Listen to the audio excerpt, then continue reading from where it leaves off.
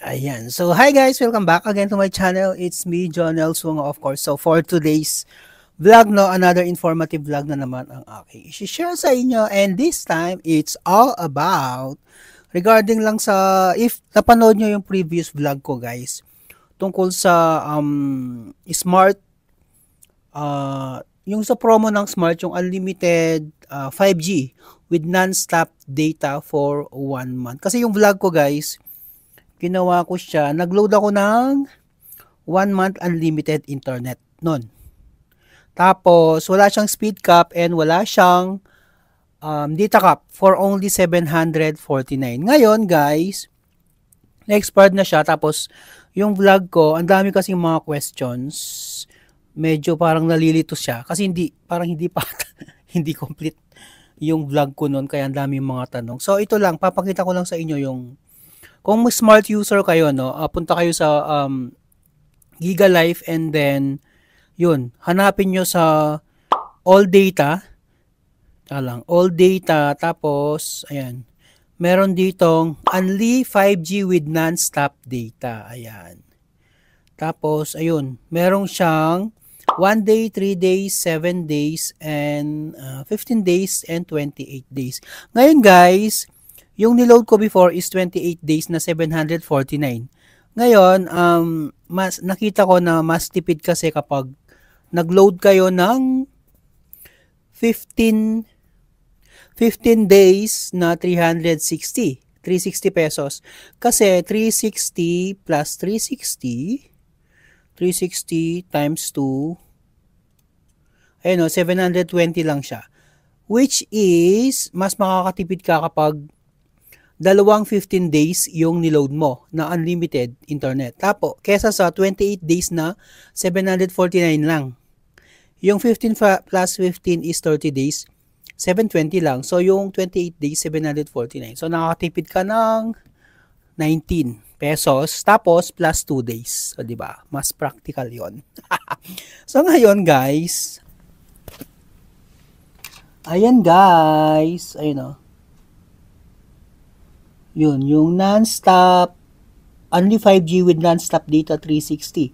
So, 360 pesos for 15 days. I-ano natin siya, pick natin tong fast up, tapos pakita ko kung ilan yung ano niya, 3.1 na lang.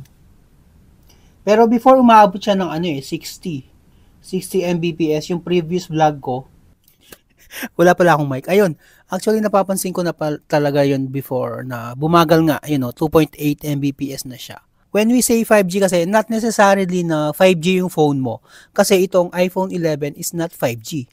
As long as nasa 5G area ka, pero nakasubscribe ka sa only 5G, gagana siya. Kahit hindi 5G yung phone mo. Kasi meron silang separate na promo para sa mga exclusive lang sa mga 5G phone na unlimited din. Pero ito, kahit hindi 5G yung phone mo. Hanapin ko lang yung nag-comment, no? Dun sa previous vlog ko, may comment siya regarding sa kung bakit bumaba yung ating speed cap ng ating Smart Only 5G. Ito, sabi ni Glendale Gian 5871. Sabi niya, smart user na gumagamit ng only 5G data.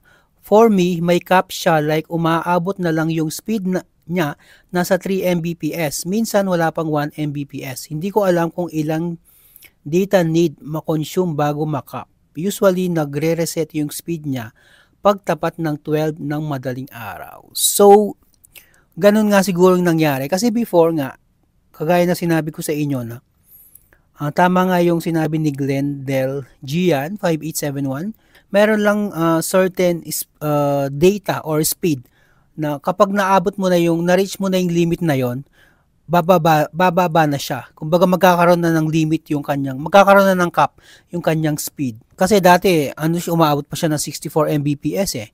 And then after 1 month, yun, nag-reload ulit ako, bumalik na siya sa, yun, parang nagiging 5 below na yung kahit saang lugar ako, nagiging 5 below na yung Mbps, yung speed niya. Hindi na siya umaabot ng 10 Mbps. Yun. So, tapos meron pa dito, Miss Novice 9356. Sabi niya, may cap yan kung 4G lang device mo. Hanggang 20 GB lang, then magiging 3 Mbps na lang. Fix yung speed mo, which is super lag and delay na sa laro, like ML. Yun. So may point din si Miss Novice 9356, no? Sabi nga niya, kapag 4G yung device mo, like this one, yung iPhone ko is 4G nga lang, hanggang 20 GB lang, then magiging 3 Mbps. So kapag sabi niya, kapag na-consume na yung 20 GB, ayan, so babalik na siya or magiging 3 Mbps na nga. Kagaya ng pinakita ko sa inyo, no. So kumbaga hindi ko pa alam yung mga ganong factor nga to consider kasi nga this is my first time to use Smart Unlimited 5G. So akala ko siya, kumbaga continuous yung pagiging mataas yung Mbps, which is sabi nga ng mga nasa comment, no. Kumbaga kapag na-reach mo na yung ganong data or kumbaga lumampas na, babalik na siya sa 3 Mbps. So meaning hindi, kumbaga may cap. Kapag na-reach mo na yung ganong level, kumbaga na-reach mo na yung ganong data or sabi nga naka 20 GB ka na, yun, hindi, kumbaga babalik na sa bababa na yung speed ng inyong Smart Unlimited data. So meaning hindi siya unlimited, guys. So yun, ito lang ay based on my experience and based nga sa lahat ng mga gumagamit nito before hand, kasi nga sa akin is first time kong gumamit nito. So at least na-inform ko kayo na if ano man yung nasabi ko before na wala siyang limit pagdating sa speed at saka sa data. Although sa data meron siyang limit tsaka sa speed. So ayun guys, so hopefully guys nalinawan tayo, no, kasi ever since ang ginagamit ko is Globe at saka yung Gomo. Kumbaga mangangapa pa ako after nitong vlog na to, after kong magamit yung second unlimited internet ko and then maglo-load ulit ako, yun, dun ko malalaman talaga kung tama yung sinasabi nila na may limit talaga yung speed at saka yung data ng Smart Unlimited 5G. Kasi nga, hindi naman 5G yung phone ko. So, ayun guys. So, hopefully, may natutunan ako and at the same time, na-share ko sa inyo yung natutunan ko dito sa data na to, sa Smart Unlimited Internet. So, it's up to you if maglo-load kayo or magsuswitch kayo sa Smart.